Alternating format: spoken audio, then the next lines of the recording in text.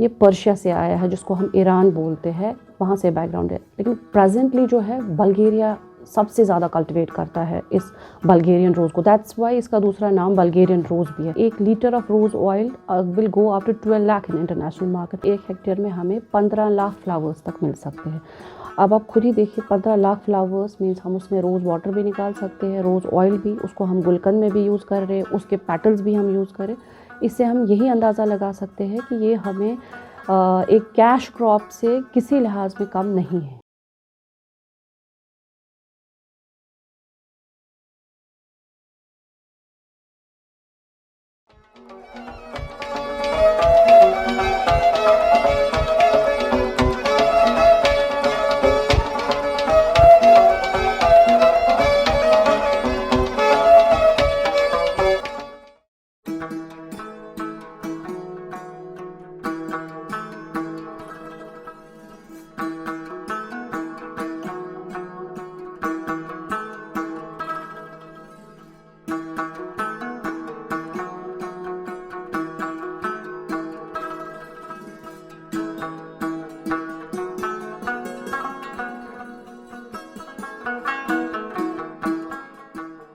हमारा कश्मीर जो है that is bestly suited for the floriculture. हमारे यहाँ हर एक टाइप के फ्लावर्स ग्रो कर सकते हैं हम, चाहे एनिमल्स है, चाहे बायएनुअल्स और पेरिनियल्स है। इन्हीं फ्लावर्स में एक फ्लावर आता है जिसको किंग ऑफ फ्लावर्स भी कहते हैं, जिसको रोज़ कहते हैं। बहुत सारे टाइप ऑफ रोज़ है। रोज़ ग्रैंडिफ्लोरा है, टी रोज़ है, मिनिएचर रोजेस है, क्लाइंबर्स है रोज़ में, कोशर गुलाब यथ वनान सु अनदर वन इज़ रोज़ा दमस्कना या दमस्क जिसको बोलते हैं, रोज़ दमस्क। तो इसको हम बल्गेरियन रोज़ भी कहते हैं। इन सारे रोज़ेस में जो सबसे ज़्यादा फेमस हम कहेंगे, सबसे ज़्यादा कमर्शियली कल्टिवेट जो होता है वो यही बल्गेरियन रोज़ है, रोज़ा दमस्कना। और ये कमर्शियली भी ज़्यादा कल्टिवेट होता है क्योंकि इसमें हमें बहुत फ्रैगनेंट फ्लावर्स होते हैं। इसकी फ्रैगनेंस वर्ल्ड वाइड रिनाउंड है। ये पर्शिया से आया है, जिसको हम ईरान बोलते हैं, वहाँ से बैकग्राउंड है। लेकिन प्रेजेंटली जो है बल्गेरिया सबसे ज़्यादा कल्टिवेट करता है इस बल्गेरियन रोज़ को। दैट्स वाई इसका दूसरा नाम बल्गेरियन रोज़ भी है। कश्मीर का अगर हम बात करें in context to the climatic conditions, हमारा कश्मीर भी अप्रोप्रिएट है, इन ल्यू है with the climatic conditions of Bulgaria या यूरोप, जहाँ से ये रोज़ आया है। हम अपने फार्मर्स को अपने डिपार्टमेंट के ज़रिए हमेशा यही बताते हैं कि आप इसमें नॉट कि घर में ही मत इसको कन्फाइन रखिए, अपने घर के फ्लावर बेड्स में ही नहीं कन्फाइन रखिए, बल्कि इसको आप कमर्शियल स्टेप पे लाइए, कमर्शियली इसको कल्टिवेट करिए। ये एक ऐसा क्रॉप है जो आपको हर साल फ़ायदा देगा एंड उसमें आपको ग्रोइंग के बाद ज़्यादा इंतज़ार भी नहीं करना। अगर हम फ्रूट ट्री लगाएंगे इट विल टेक साल, 2 साल, 4 साल, 5 साल के बाद फ्रूट देगा। लेकिन रोज़ वो प्लांट है, ये एक श्रब है, पेरिनियल श्रब है। ये फ्लावर आपको दूसरे साल से ही स्टार्ट कर देगा।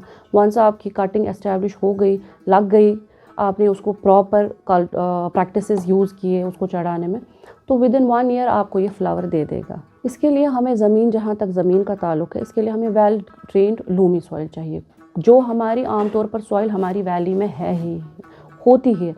इसीलिए हमारे काश्तकार को, हमारे फार्मर को कोई ख़ास इसमें सोचे कि वो थोड़ा सा ऊपर हो, वहाँ वाटर स्टैग्नेशन ना हो, पानी ना रुके वहाँ पे, तिम चीज़ था ख्याल वो मोस्ट ऑफ द क्रॉप्स पे हमें रखना ही पड़ता है, वही करना है। 7 से 14 प्लांट्स हमें लगाने हैं पर स्क्वायर मीटर। जैसा मैंने कहा, इन कल्चरल प्रैक्टिसेस के लिए हमें जगह होनी चाहिए। इस पर बहुत कांटे हैं, हमें पिकिंग वगैरह करनी है, उसका ध्यान रखना है। उस हिसाब से 50 से 60 हज़ार प्लांट्स हमारी 1 हेक्टेयर पे लगेंगे और 5,000 प्लांट्स हमें अप्रॉक्सीमेटली देते हैं 1.5 लाख फ्लावर्स। यानी कि 50,000 प्लांट्स जब हम लगाते हैं तो हमें 15 लाख फ्लावर्स तक मिलते हैं। यानी कि 1 हेक्टेयर में, ब्रॉडर सेंस में बोले, 1 हेक्टेयर में हमें 15 लाख फ्लावर्स तक मिल सकते हैं। अब आप खुद ही देखिए, 15 लाख फ्लावर्स मीन्स हम उसमें रोज़ वाटर भी निकाल सकते हैं, रोज़ ऑयल भी, उसको हम गुलकंद में भी यूज़ कर रहे हैं, उसके पेटल्स भी हम यूज़ करें। इससे हम यही अंदाज़ा लगा सकते हैं कि ये हमें एक कैश क्रॉप से किसी लिहाज में कम नहीं है। इससे हमें सिर्फ रोज़ ऑयल ही नहीं निकलता है, इसमें हमें रोज़ वाटर निकलता है। इसके जो रोज़ पेटल्स होते हैं वो एज सच भी यूज़ करते हैं, ड्राई फ्लावर्स यूज़ करते हैं फॉर गार्निशिंग, फूड प्रोडक्ट्स के लिए। इसमें हमें रोज़ कॉन्क्रीट निकलता है, एक सब्सटेंस निकलता है जो हमारे फूड इंडस्ट्री में भी यूज़ होता है, हमारे बेकरी कॉन्फेक्शनरीज़ में यूज़ होता है।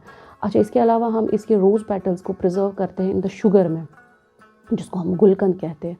हम अपनी दुकान हमारे जो लोकल शॉप्स है उस पे भी हम आराम से हमें वो मिल जाता है and that is very much like किया जाता है हमारी वैली में, स्पेशली इन द विंटर्स में। इसका मार्केट वैल्यू बहुत ज़्यादा है, लेकिन उसके लिए हमें इसमें मास प्रोडक्शन की ज़रूरत है। मैं प्रेजेंटली आपको अपने फार्म्स का भी एक सिनेरियो दूं। हमारे अपने जो डिपार्टमेंटल फार्म्स है, सिरहामा में है, आर्गीचेक में है और अलोपोरा में है और even in Nunar is there is one of the farm. हम वहाँ पे ये रोज़ा दमस्याना या दमस्क रोज़ कल्टिवेट करते हैं और एनुअली हम लोग इसमें बहुत अच्छा इनकम जनरेट होता है। मैं आपको अभी रिसेंटली बात करूँ, हमने 450 से ज़्यादा लीटर ऑफ रोज़ वाटर हमने एक्सट्रैक्ट किया इससे, जिससे हमने अच्छा अल्हम्दुलिल्लाह रेवेन्यू जनरेट किया गवर्नमेंट एक्सचेकर के लिए। तो मेरा कहने का मतलब ये है, इसका मार्केट भी है। इसमें ये ऐसा क्रॉप है जिसमें आपको मार्केट की भी ढूंढने की ज़रूरत नहीं है। इसमें आपको ड्राई पेटल्स, रोज़ फ्लावर्स, उसका भी मार्केट मिलेगा।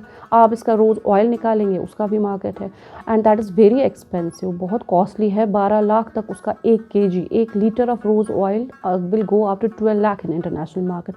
यू कैन सी कि इसमें कितना स्कोप है, कितना ऑफकोर्स मेहनत भी है और पैसा भी है। रोज़ वाटर है, उसका बहुत अच्छा, हमारे कितने ब्रांड से रोज़ वाटर बाज़ारों में बिकता है। हमारे यहाँ पे भी हमारे डिपार्टमेंट का भी आप देखेंगे रोज़ वाटर है एंड दैट्स वेरी गुड। हमने वो प्रेजेंटली बहुत सारे कंपनीज़ को भी दिया है and they were quite satisfactory. हमारी जो यहाँ फ्लोरिकल्चर नर्सरी है इन लाल मंडी में, जो भी कोई इंटरेस्टेड है दिस बल्गेरियन रोज़ लगाने में भी, वो हमारे पास आए। हमारे पास प्रेजेंटली भी रूटेड कटिंग्स मौजूद है, 1 ईयर 2 ईयर ओल्ड हमारे पास है, hundreds of cuttings are there. वो हमारे पास आए, वो आराम से लेके इसी टाइम पे फरवरी एंडिंग ही वो सीज़न होता है जब हम cutting plants, new plantation start होती है लगानी। आप आराम से अपने गार्डन्स में लगा सकते हैं। और even I will request our youngsters, our youth कि वो आए और इसको एज कमर्शियल स्टेप पे ले जाए, एक स्टेप अहेड जाए, अपने गार्डन से बाहर निकाल के इसको कमर्शियली कल्टिवेट करें।